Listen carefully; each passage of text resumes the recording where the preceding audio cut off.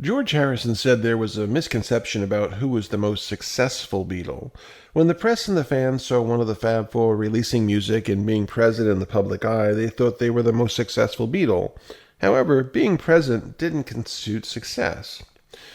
George never pursued a solo career. However, after the Beatles split, he had a stockpile of songs he'd hoarded throughout his time with the band, and he'd only gotten about 2 songs on each album. George had to release the songs or else he couldn't move forward with his life. So he unleashed the triple album, All Things Must Pass, which had a track called My Sweet Lord, my first #1 single by an ex-Beatle. George stayed in the public eye even though he didn't want or need to for a couple more years. He released 6 albums through the 70s, organized a concert for Bangladesh, and embarked on a heavily criticized 1974 American tour and started his own recording label, Dark Horse Records.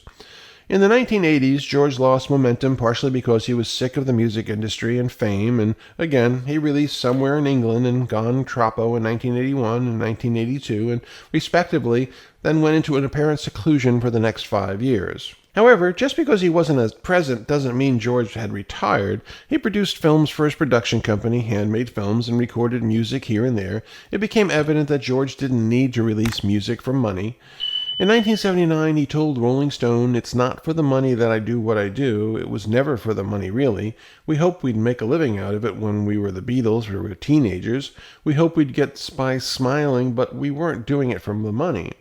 In fact, the moment we realized we were doing it for money was just before we stopped touring, because we were getting no pleasure out of it. Then we found out we weren't even getting the money. The Americans were keeping it all, and we were paying so much tax, 95% or more.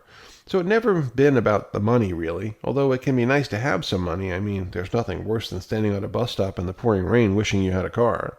George didn't view success in the same way that the press, fans, or his fellow musicians did. He told Rolling Stones that it wasn't a big deal if his 1979 album, George Harris, became successful or not.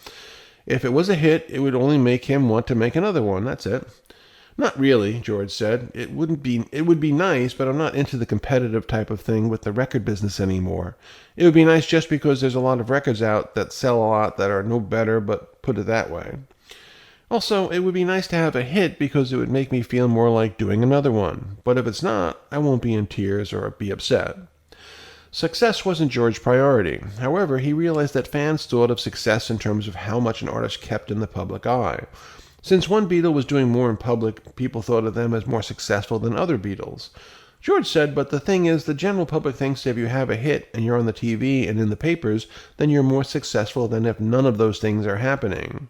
Because Paul is continually making records, films of himself on stage, and more records keeping in the public eye.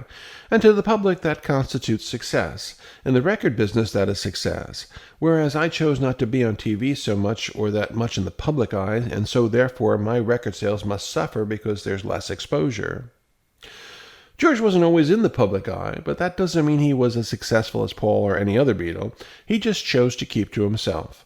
"I stay at home and dig, not so much with the spade, but I dig in the garden, putting trees in," George said. "I like gardens. I like the pleasure they give you.